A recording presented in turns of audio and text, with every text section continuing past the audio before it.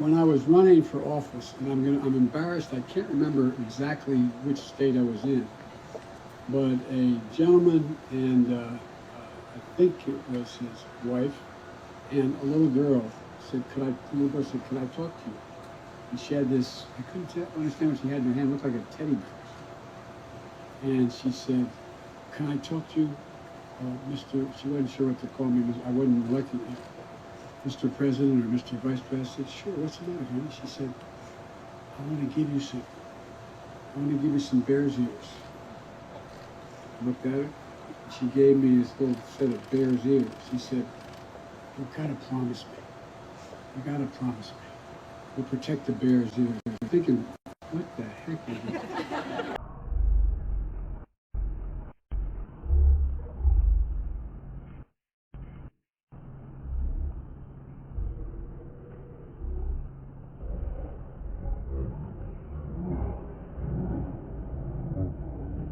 I mean, at the time, I knew bears, but I didn't quite get it. She said, her dad said, you know, a national park. I said, oh, yes. She said, she went and looked, she said, you promise? You promise? I promised. And it's the easiest promise that I've made in a long time.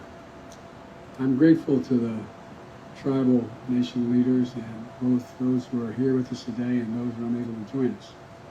Today, I'm proud to announce the protection and expansion of three of the most treasured national monuments, our most treasured.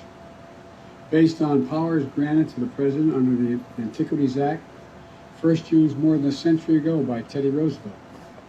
First, Bears Ears National Monument in Utah.